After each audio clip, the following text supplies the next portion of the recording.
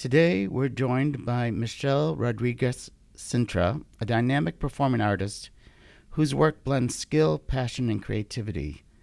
We'll explore Michel's journey from training to the stage, including his current role as Don Quixote in the Looking Glass production of Circus Quixote, now at McCarter Theater, and talk about the artistic process and life beyond performance. Michel, welcome. Thank you, Dan. Thank you for having me. Can you walk us through what the past week has been like for you and the cast, from tech rehearsal to opening night to yesterday's student matinee? Yeah. It has been a long, long process, but fulfilling in all the possible ways. Tech in theater and in this show specifically, it is very time consuming because it is a beast of a show. There are so many technical elements. There are winches that are making the performers go up in the air. There are poles that go from the floor all the way to the ceiling. It's a lot. It's a lot on the not just the actors, also on the crew.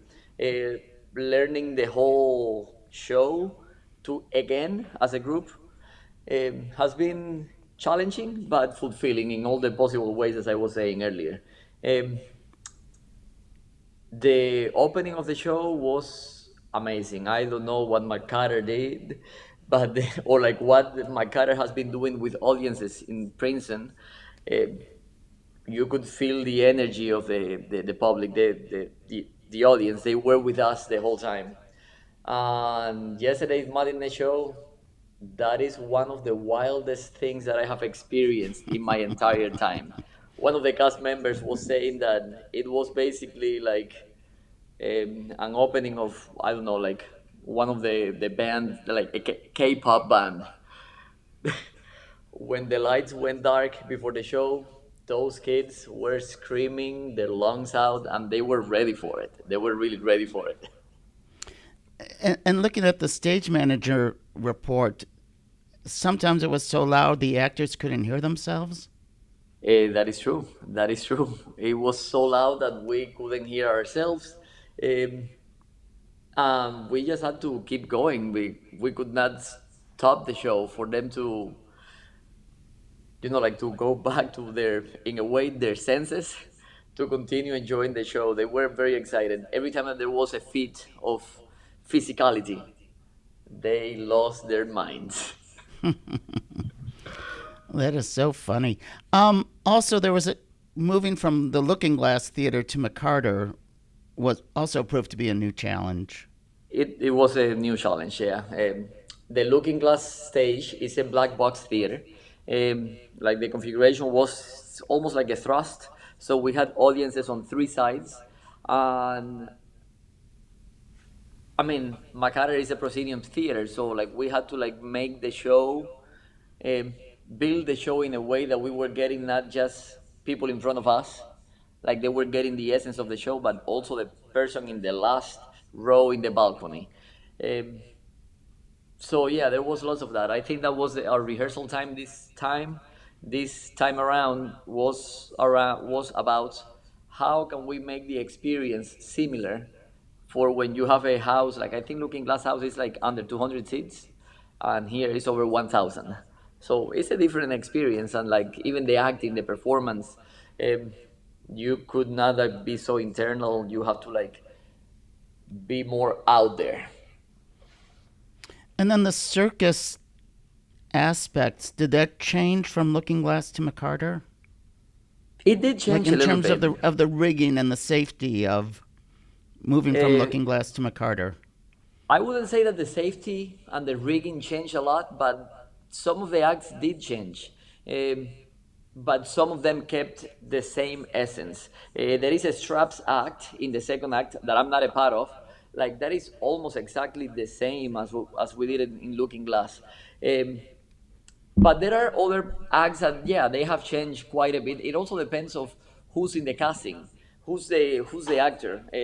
That's the work that Silvia Hernandez Isasi, the circus choreographer, and Kerry and David Catlin, the directors and the playwrights. They adapted the original books. They work with whoever is in the room.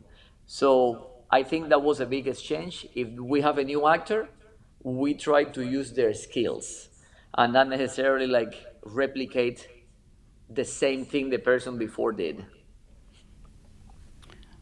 So now that the show is up and running, you don't really get much of a rest, do you?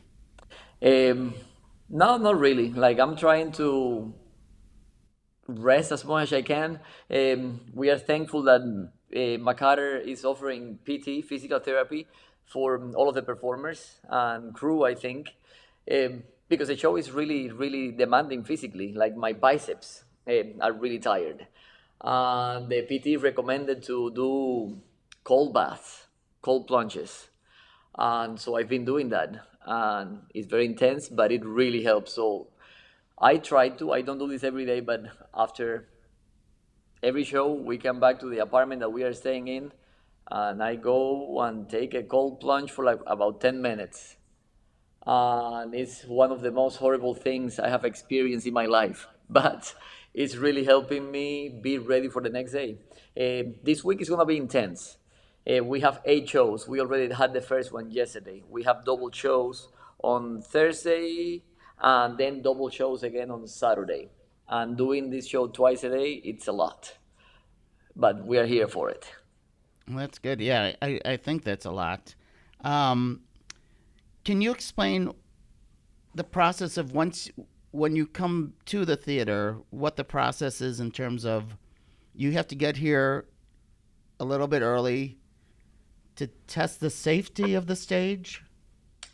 Not necessarily the testing the safety. I mean, there are some. We look at the stage manager is looking at the the report from the day prior, and if there were some acts or some moments that didn't go necessarily well, we will look at that. But the day starts with a warm up. We get together as a group, and our circus captain and understudy Austin Rambo leads a warm up.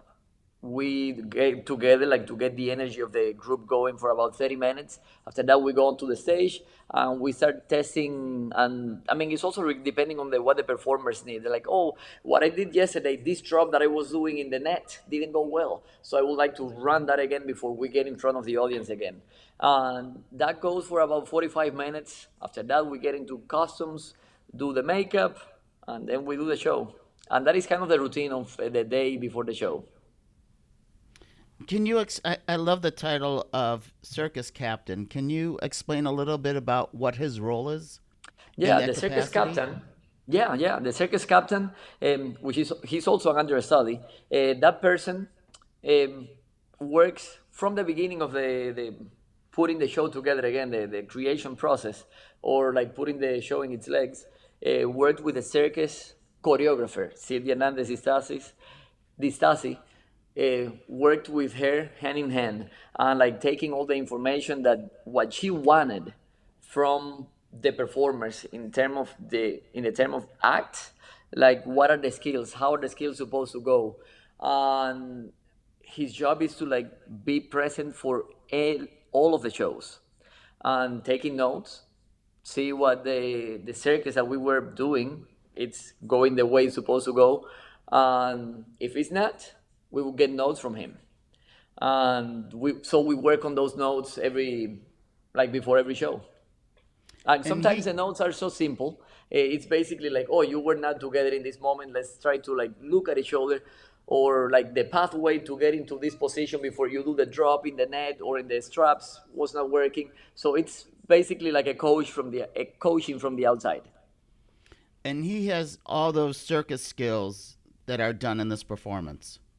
If he doesn't know, if he cannot do the skills like personally, he's able to teach them. Like I mean, that's I grew up being a gymnast, Right. and I remember that my coaches at the time they didn't show me all the things, but they would explain so well that like I would get an understanding of what was asked of me. So that's what I think about the circus coach or circus captain. Right. What has surprised you about performing in front of the McCarter audience? how engaged they are, how responsive they are, and honestly, how the theater gets full every time.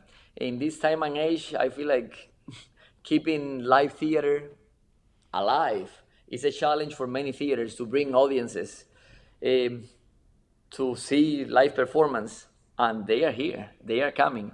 People are. I've heard stories of the other cast members recognizing the cast walking on the street. So like people are seeing the show.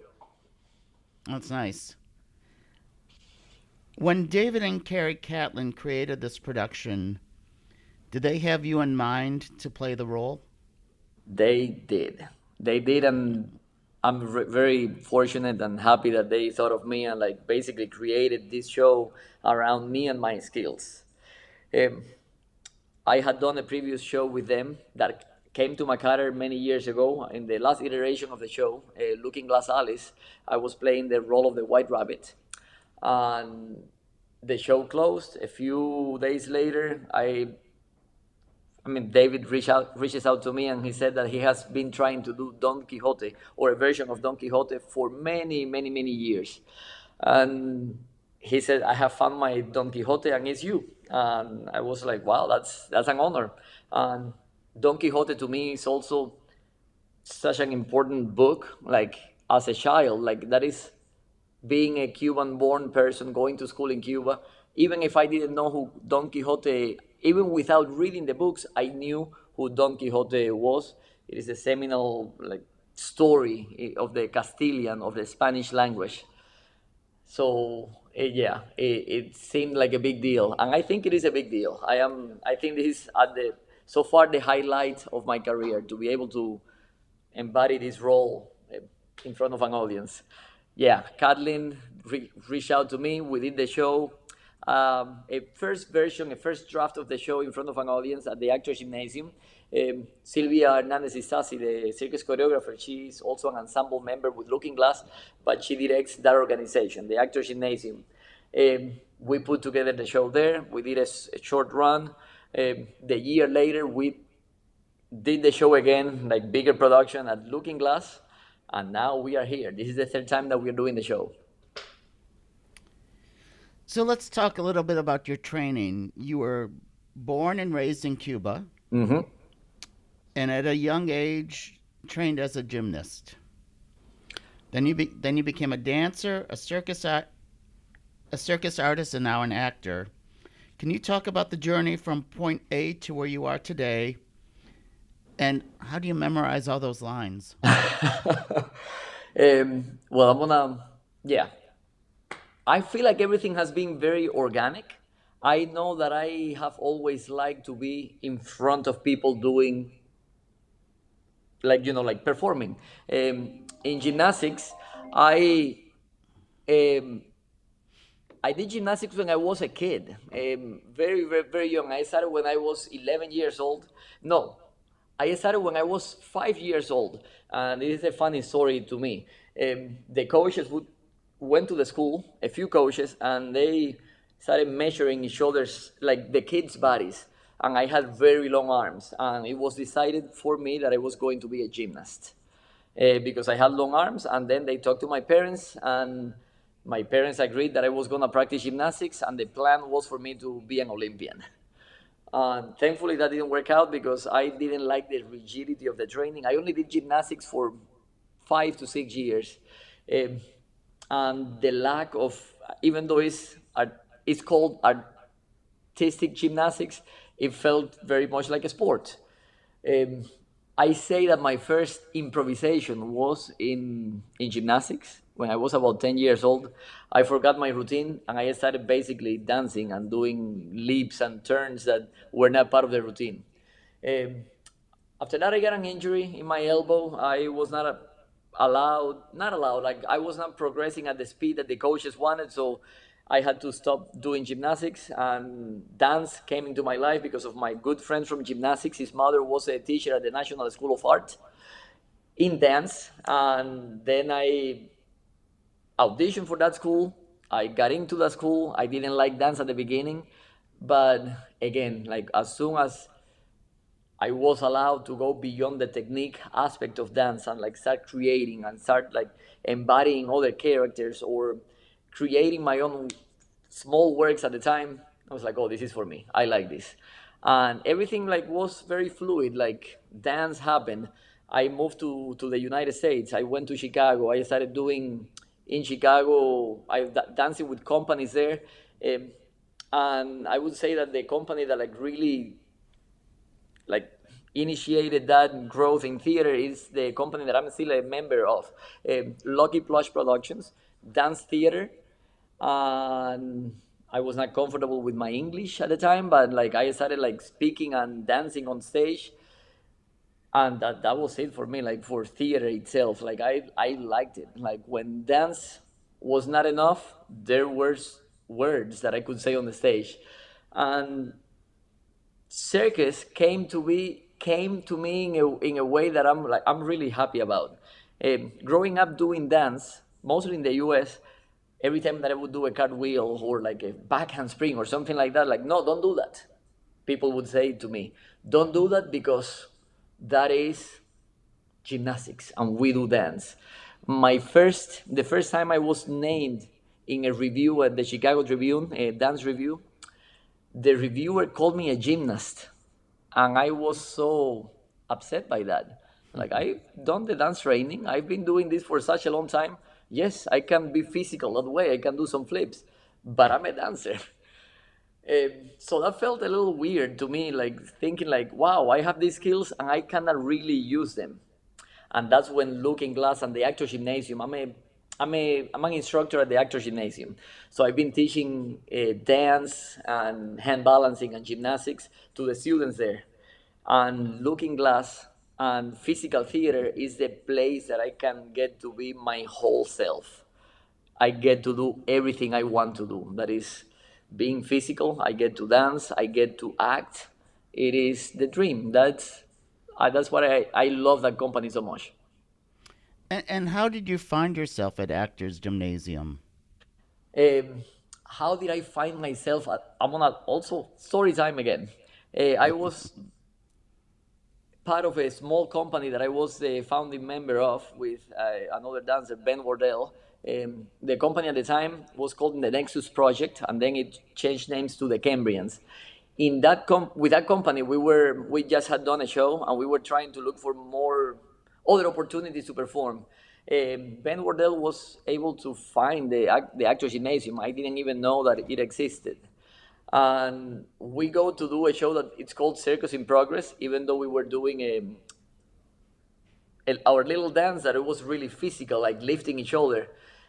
So I met Sylvia Hernandez Isasi, and after meeting Sylvia, after doing the show, she was very impressed. She liked what we were doing, and she said, "We are gonna work together, and I'm gonna make this happen." She went to see some shows with Lucky Plush, the other company that I was dancing with, and somehow she found a partnership with Lucky Plush, and I started teaching with the Actor Gymnasium as a dance instructor. And then it was just me and the Actor Gymnasium without Lucky Plush in between, and I started doing more and more. I started teaching hand balancing, I started teaching gymnastics for the program that they have, the pro training program that is for actors that want to get better in their skills.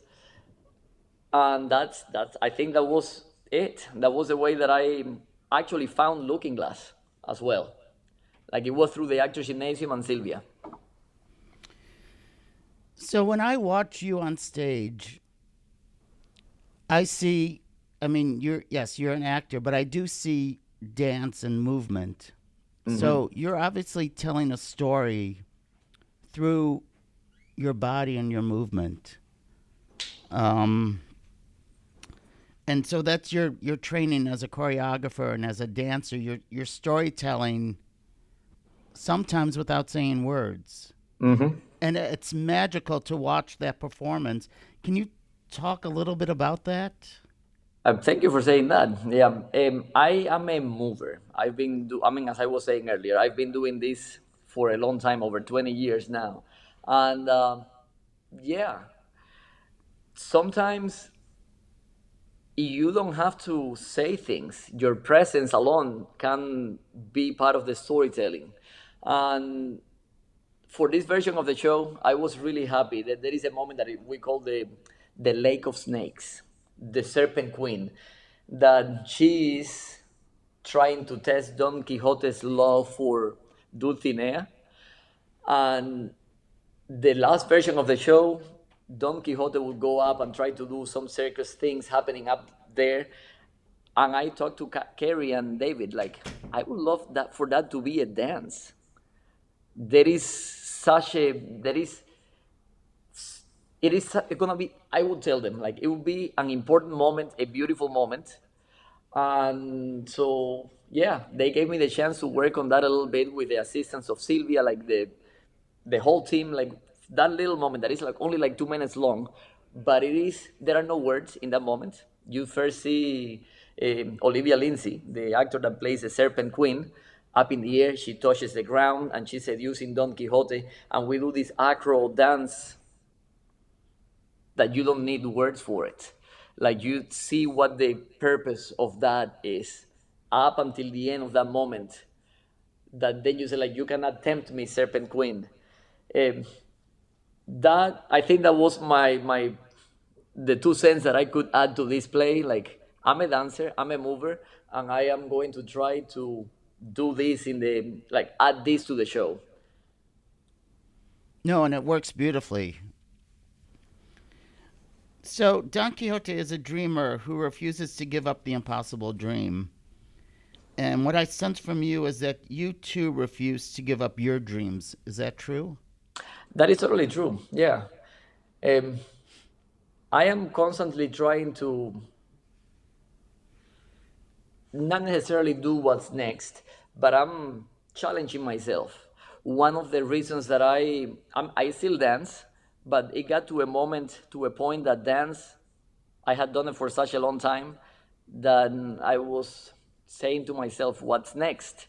And I have been so thankful that theater came into my life, physical theater, because I want to be on the stage as long as I can. Like, I'm a professor, I'm a teacher, I love teaching, but I also love the stage. Um, and yes, going to Don Quixote, like trying to right the wrongs that are happening in the world. Like, I'm not as brave as Don Quixote, I think. But yeah, I want to continue to push forward and embody change, embody curiosity, and try to learn as much as I can. And is there a moment in the play that is especially meaningful to you? Many, many moments, but there is the dying at the end in Don Quixote. It's a touching moment. It's like a hard moment for me. My father, right now is dealing with dementia, and like he has been for a few years. That has been really hard on my family. Like he's not the person that he used to be, and there are many scholars that say that the idea of Don Quixote itself, he was a dreamer who was seeing things where there weren't any things. He would see windmills and saw them as giants. He would see sheep and he would see them as an army of knights battling. And that idea of like not seeing what's real, what's not, and seeing my dad dealing with this, it's very intense. So I have to separate myself from that a little bit. But every time I'm doing the show, I'm thinking of my father, and like in his own way, that he's this Don Quixote character. Have people stopped you with a similar story that they're Yes, going through? yes, it has happened. Like happening in Chicago, people connect to the story in that way. Other people don't, and they see a person who's fighting oppression, and like I can also see how that, I mean, that I think that's also why this show, this play, this piece of art is so relevant now. um, you can take it however you want it. I'm choosing to take it like with idea of my dad, but also a person that is righting wrongs. mostly now that the world seems to be going up in flames with everything that's happening, not just here, it's everywhere. And it's, you see this person that continues to go forward even if he's getting hurt. It's like, I am not gonna stop, I'm gonna continue moving forward and try to do good, do do good in the world. And how do you stay physically and mentally fit to do this night after night? It's challenging. Like, first, eating well, trying to eat healthy in a way, like resting whenever I have a chance. And in preparing for this show, like beyond acting, it was a heavy training season for me since last year. Since I knew that we were doing the show again, like we closed at Looking Glass in Chicago, I took like a week off from physicality. After that, I was back to training, training in circus, going to the gym to do some weights, and not necessarily weights to get just like buffy, but like getting like ready to engage into these physical acts that I was gonna be doing for the show, like being smart about it. And they, not daily, but like 3 or 4 times a week, running, stamina, endurance. Um, the role of Don Quixote basically never leaves the stage, Um and even being present without doing anything physical is tiring. So it's like a marathon every time I go on the stage.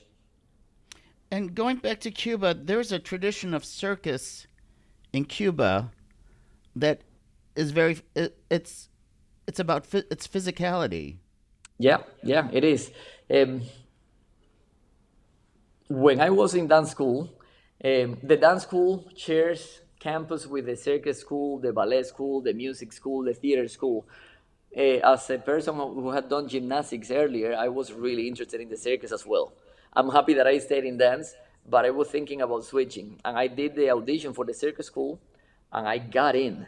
I decided not to pursue that path because I like dancing so much. Uh, but yes, there is a big tradition of circus in Cuba. It has been influenced by the Soviet circus, like many years of Soviet, like influence in Cuba before the fall of the Soviet bloc.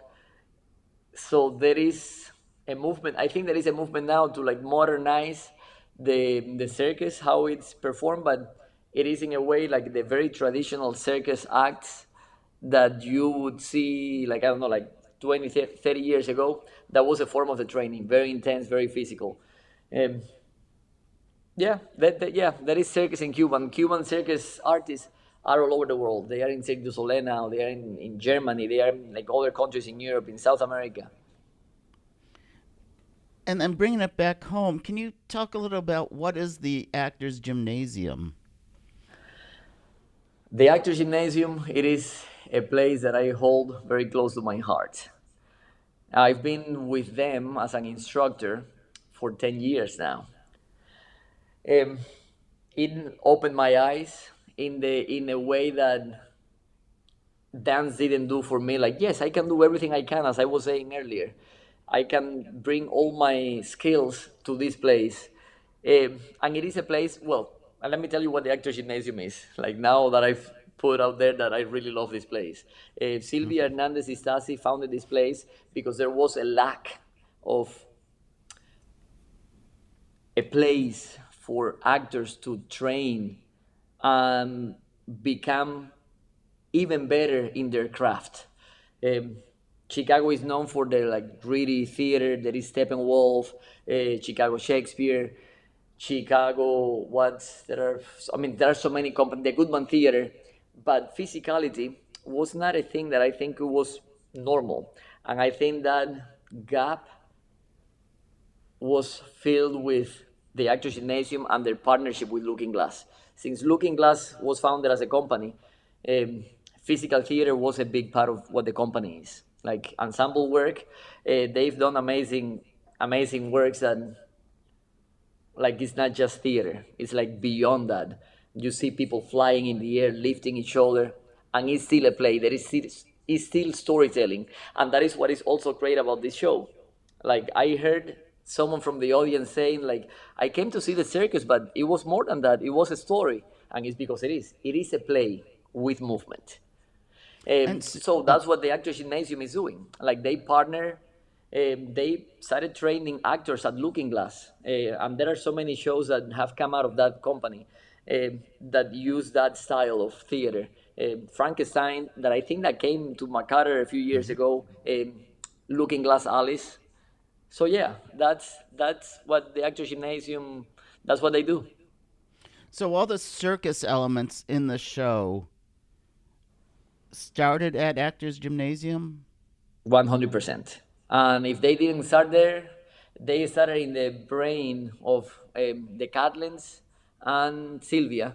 If going back to the Serpent Queen, that apparatus did not exist. They thought about that, and then the awesome like set design and props crew and creators, they made it for this show specifically. And yeah, we train with that at the Actors Gymnasium, and like we have a great facility with like soft floor and mats, and everything is great. Like it is a good place to train. And in addition to your performing, you're also a teacher at Actors Gymnasium, a university professor, instructor at Northern Illinois University. Mm-hmm. What are you teaching? Um, well, I teach what I love doing, which is it's great. And Illinois University, I am very happy and proud to have started a circus arts class that is not only serving the dancers and the actors. I teach at the School of Theater and Dance at Northern Illinois University, but it's serving any student in the university wide that is interested in like doing that. So yes, I'm teaching that. I also teach modern dance. That is specifically based in my learning in Cuba, Cuban modern dance. I also teach improvisation, choreography, intro to acting, um, dance history occasionally. Like I teach a little bit of everything.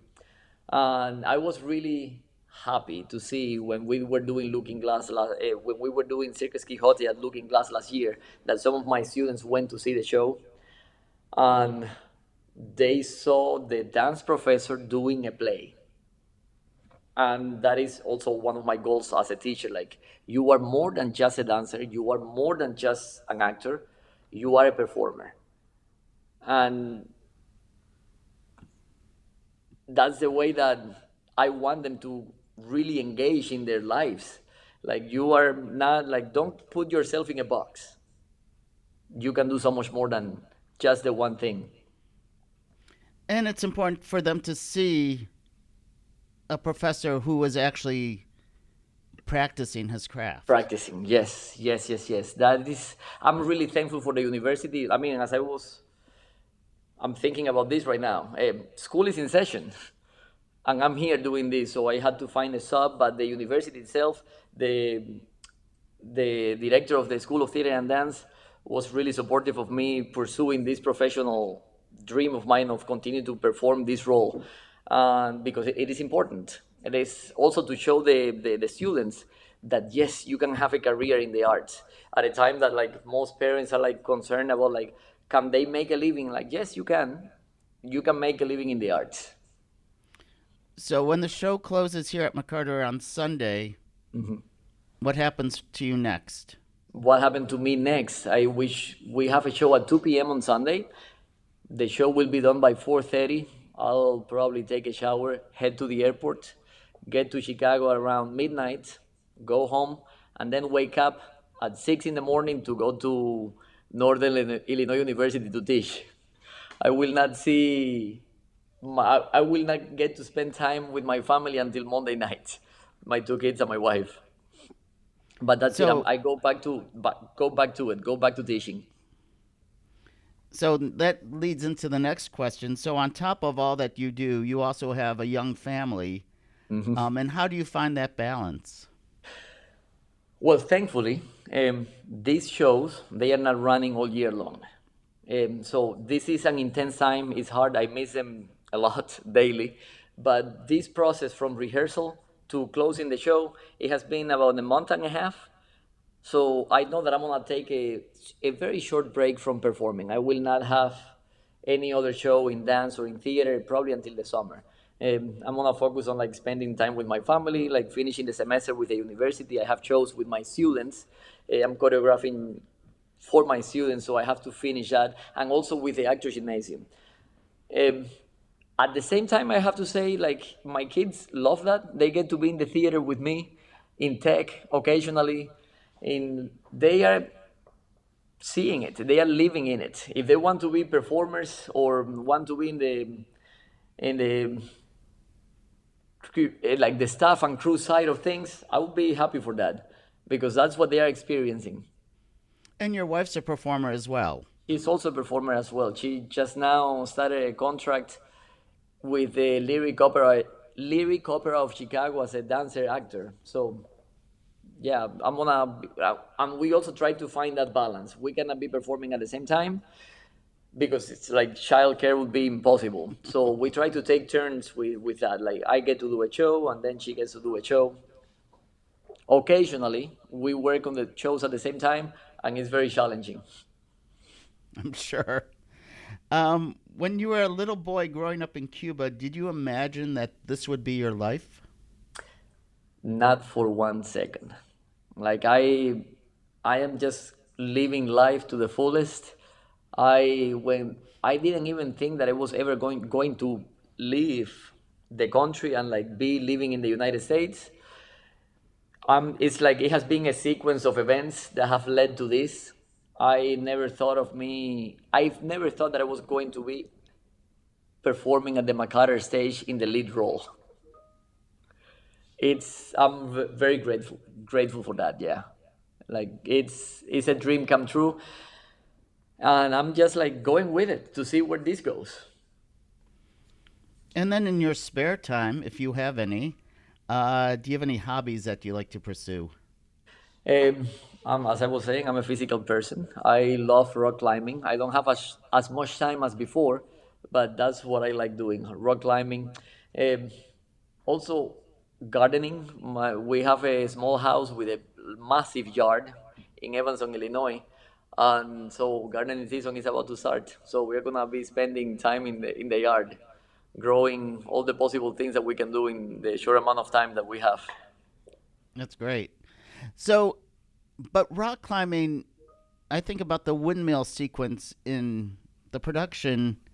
It's almost it's a similar. It's Oh, it's super you helpful. can, It's like yeah, basically training. I'm doing what I like, and I'm also training for the show to be fit for the show. yeah. That's an incredible moment. In closing, do you have anything else you'd like to share?